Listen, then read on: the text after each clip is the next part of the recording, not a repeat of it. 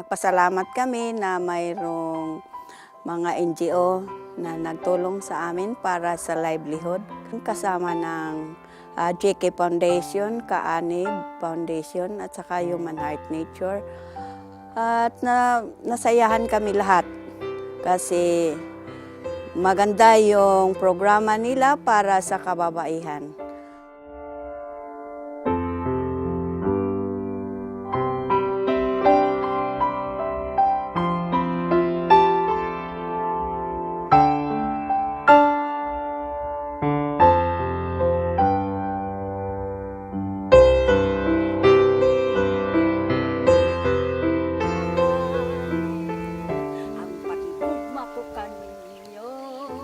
Nga dili mabalhi.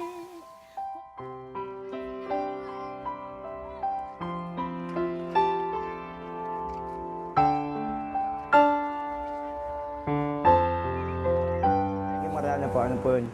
Bali, squatter house po kami doon. Po kami ng mga basura sa mga building po doon sa Timog. Tapos yung mga fast food po doon, bali nagpapagpag po kami. Yung pagpag po, yun po yung pagkain na tira-tira na pwede pang kainin. And then, bali pwede po siyang ibenta. Pinibenta rin po namin kasi may mga taong kumakain din yung tumatangkilig po ng pagpag. Salat po kami kasi na-demolish kami. Kasi na-demolish, binaharin po kami nung undoy. Ang hirap po nung gano'n na parang wala kang tatakbuhan sa pagkakailangan mo talaga. Kung di po na-apply dito, malamang po wala. Malamang doon na naman po ako sa may Mariana na nagmamasura, nagpapagpag. Pero yung napasok po dito, bali nagkaroon po ako ng regular income. Lagi nasa isip ko na tumulong sa pamilya. Hindi ko po inuuna yung gusto kong gawin. Basta una po makatulong lang po, tsaka makaluwag-luwag sa buhay. Napakasaya ko po kasi high school graduate lang pero kumikita po nung ganito. Kahit pagod ako, okay lang dahil nakakatulong po ako. Kasi sa akin po maging proud lang po sila, okay na po. Dati po, nung merchandiser po ako ng ibang company, bali 5 months lang po yung contract namin doon. After 5 months, binlock ako ulit. And then, patuloy, dire-diretso lang po yung contract namin. So, wala pong kasiguraduhan kung hanggang kailan ka magtatrabaho or magtatagal sa company na hinahandle mo. Kasi, ano lang kami, contractual. So, unlike po dito sa Human Nature, dito po na-experience yung pagiging regular. Kasi matagal na rin po ako nag-merchandise, pero first time ko ito sa Human Nature na regular. Halos ibibigay ko na sa anak ko yung pangangailangan nila. Ngayon po, actually, nasa private school na sila ngayon. Unlike dati na nasa public school lang, napag-aral ko na sila sa private. Para sa akin, yung sinasabi ng kumpanya namin, ng Human Nature na walang iwanan, naniniwala ako doon na hindi lang basta salita.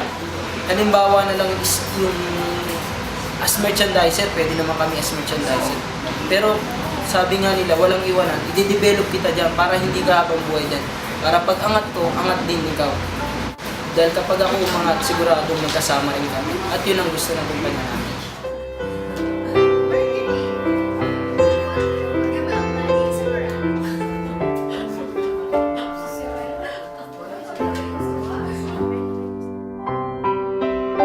This is going to go down in history. We've never seen one this strong and affect such a vulnerable area. Itong isang site na ngayon na itinitipon ng Human Nature, hindi ko madalas na puntahan kasi wala pa akong masyadong masabi sa kanila na good news. Ang alam ko lang may parating na good news, may parating na tulong. Ngayon mayroon nang nagsasabi na tutulungan sila, parang sinabing tutulungan nila ako kasi mahal na mahal ko yun. Kaya parang nalulungkot ako. Sino kayang tutulong sa kanila? Sino kayang pupunta dito at tutulungan sila? Nang narinig ko kay Luis na tutulungan sila ni Dinan, parang iyak ako. Kasi hindi ko in-expect yun. Hindi ko in-expect na tutulungan pa yung Black 7. Labis kami nagpapasalamat na ito'y isagot ng ating mga dasal. Ako nagpapasalamat sa Human Nature, sa iyong magtitikon at magiging bago na rin yung pangalan ng village na yan. It would be a village of hope.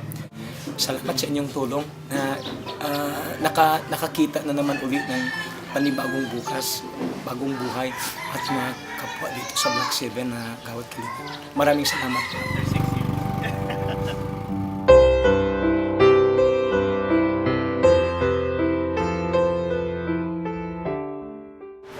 We'd like to thank Don Ethan Topa and the Rustan Group of Companies for supporting Human Nature in promoting world-class Filipino brands.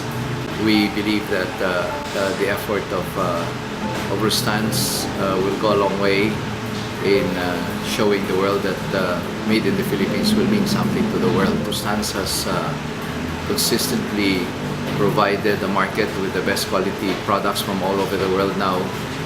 They will be encouraging more social entrepreneurs to flood the world with the best Filipino products. And we just want to thank Rustans for showing the world that together we can end poverty.